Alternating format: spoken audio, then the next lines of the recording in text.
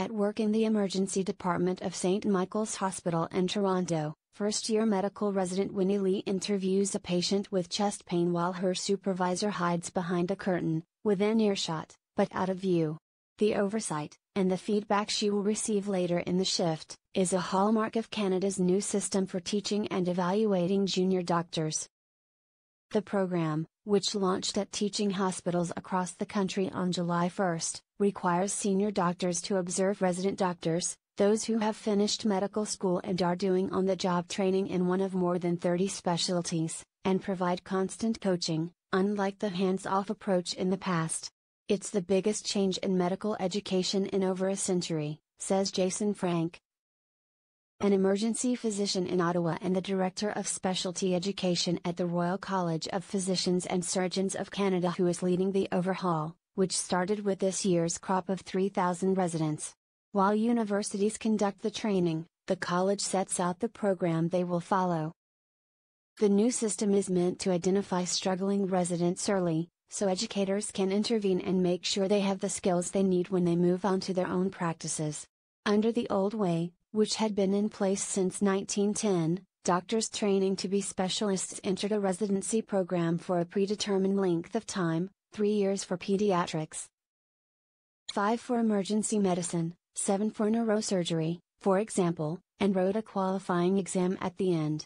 But were not evaluated on skills such as communicating with patients, and residents often worked unobserved by senior doctors, receiving little feedback to help them correct bad habits or misconceptions. Some may have missed out on developing particular skills because situations they needed to experience did not occur in the time allowed. The problems have been acknowledged for decades. The World Health Organization said in a 1978 report that some doctors were learning critical skills on the job long after being licensed. And as medicine becomes increasingly complex, with patients living longer, requiring more specialized care, and new health problems emerging, medical educators wanted to establish a list of tasks on which residents must be assessed before they can be licensed. "We are training excellent physicians, most of the time," says Linda Snell, the college's senior clinician educator. But she adds that the exit exam system does not test for everything that a doctor needs to know to treat patients well. Work on the new model began about 20 years ago, but until recently, there was not enough evidence to support switching the mammoth medical education system away from the old approach, in which residents learned on the job and helped teach medical students at the same time. Under the new system, if a resident has not yet experienced a situation or procedure integral to their specialty, a supervising doctor would note the fact and universities would try to make it happen, sometimes using simulation when real situations are too rare. The new model, called competency-based medical education, CBME, requires senior doctors to directly observe residents. When they have been seen to perform well at a function deemed essential to their training, they can be declared entrustable in that area, meaning they may no longer require supervision to do it. Once they have reached those milestones, such as being able to manage a patient in need of resuscitation or deliver a baby, they progress to more independence and responsibility. Like residents in the old system, they will also take a final exam. Daily results: the new system may do more than catch doctors who might be not fully prepared.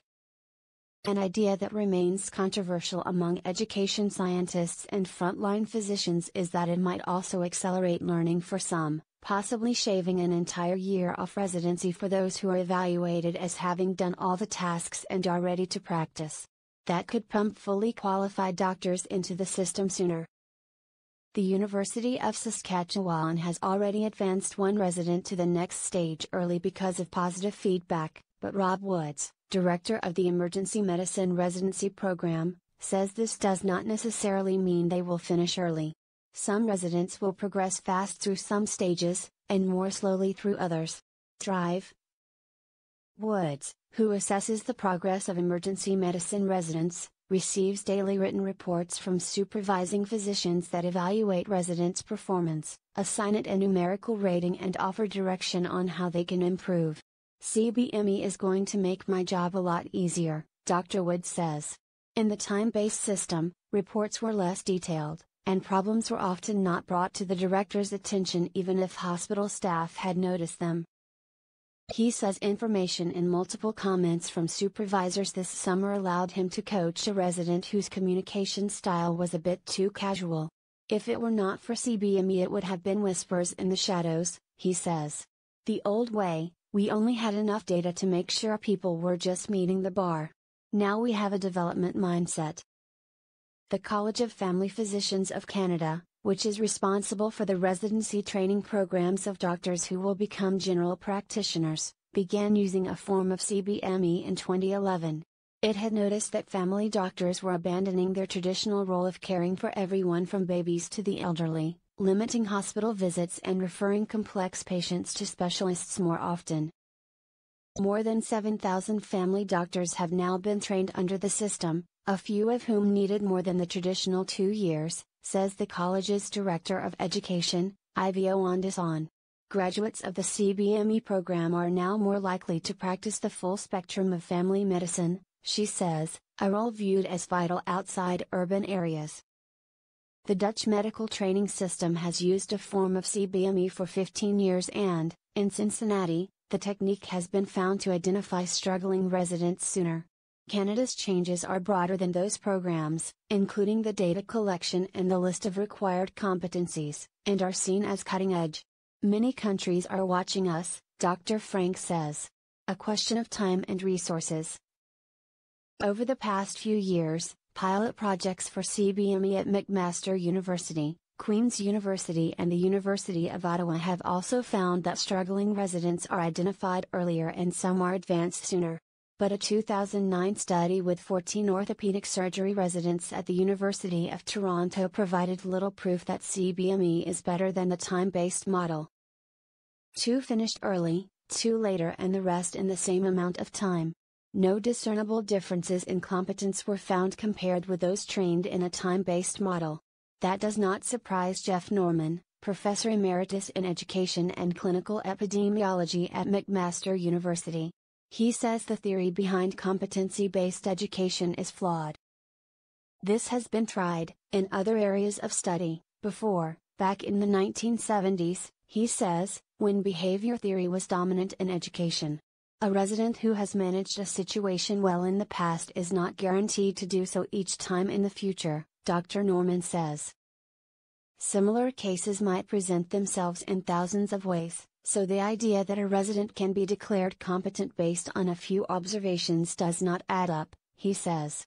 The biggest flaw, he says, is that CBME assumes an upward trajectory of gaining competence. It suggests a smooth curve, but what actually happens is a sawtooth up and down, he says, of how residents learn and perform. In other words, a resident could perform very well in a situation a few times, and move to the next level of responsibility, then perform very poorly in a similar situation a few weeks later.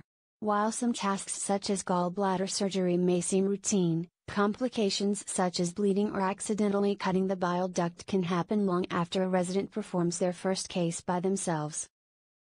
It gets even trickier for cognitive tasks such as diagnosing rare diseases, because lab tests, patient histories and physical exams require interpretation and a good amount of gut feeling, says Dr. Norman, who argues that there is no substitute for the experience gained in a time-based system. The program also puts too much of a burden on the supervising doctors, who have their own work, he says. Staff doctors are spending all their time watching residents instead of seeing patients. If exceptional residents graduate early, he adds, hospitals could end up short-staffed. Provincial ministries of health say they are monitoring the impact CBME could have on budgets and hospital staffing, but the Royal College's Dr. Frank says the impact will be marginal, and that universities funded the startup costs. If an outstanding resident graduates a year early, Dr. Frank says, one of about 100 medical school graduates who did not get a residency spot this year can take their place. While educators and academics argue over how best to measure successful training, the Royal College is pressing on, says Dr. Snell, who is also a professor of medicine at McGill University's Center for Medical Education. We have to dive in and do it. Back at St. Michael's, Dr. Li says she appreciates the feedback and extra supervision the new system provides. "We need this type of disruption in medical education," she says.